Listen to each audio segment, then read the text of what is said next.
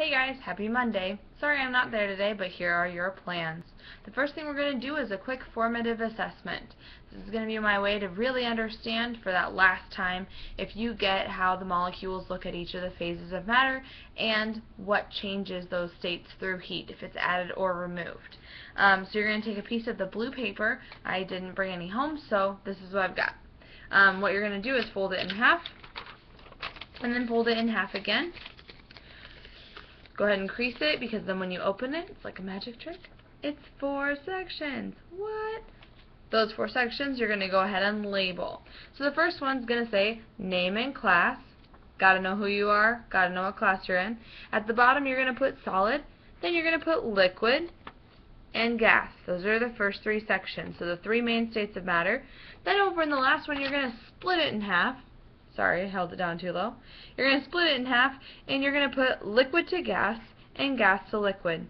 Your job for this formative assessment for the 3 main states of matter is going to be to label and draw what a solid would look like, a liquid, and a gas in the molecular form.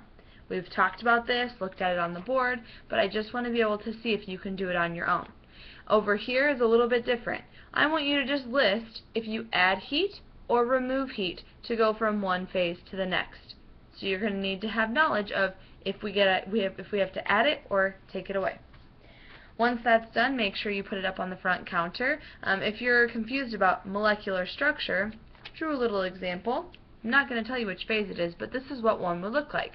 So if you remember looking at things like this up on the board, and you remember talking about the bonds that they had, how they were connected, maybe the distance that they are from each other, those are all important things that you're going to want to make sure that you remember when you're drawing this out on your own. The next thing you're going to do is finish up the parts of the cell that we were taking a look at last class, so on Thursday or Friday when you had class.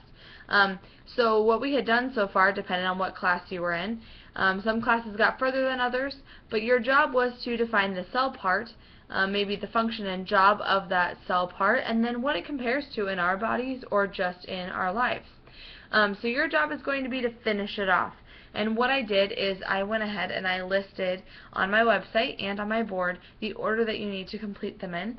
If you'd like to work with a partner, that's fine, but I do want you to be using things that you think of for those examples of what you can compare it to, mainly because it makes things a lot easier to remember if it comes from you and not from someone else. The next thing that you're going to do is to get on my website and fill out a Google form. This Google form isn't one that we've done before, and the reason that we're doing it is because we're nearing the end of the school year, and Mr. Durgis and I just wanted to get kind of a dipstick to see if you were interested in certain activities or certain labs that we've done throughout the year, and if you wanted to do them again. So what we'll do is we're going to take a look at your responses from this survey and then decide what we'll do that final week of science. So for an example, if you voted or vote that the egg drop lab was your favorite lab and you would like to repeat that, then we would try to pump it up and see how we could make it even better or a bigger lab than it already was. Same with the bottle rocket lab. When we went outside in October and we shot the bottle rockets off on the soccer field or football practice field, then maybe that's something that you want to do again, or try to amp it up by adding fins and adding a tail and things like that to your rocket. So make sure that you cast your vote so that you can have a say in what we do at the end of the year. Once you're done with that Google form, you're going to go back to this paper. So this was one side. Once it's completed, you're going to flip it over and move to the other side. So that side said comparing animal and plant cells. This is an open compare and contrast. It's not something we've used before, but I really think it's going to be beneficial because of the way that it's set up.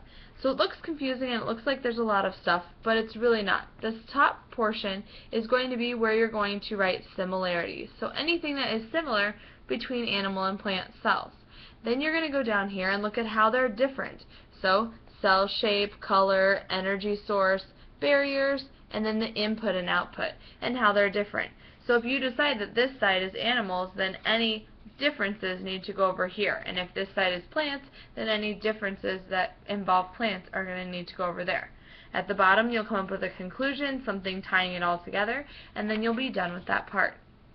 After that's done, then I want you to go ahead and take a look online at new things that are coming up in science. Maybe you find some new invention that happened or a new discovery in research. I want you to be searching for things that could be beneficial to us, or maybe even things that are going to change our lives in the future, and then kind of write about it.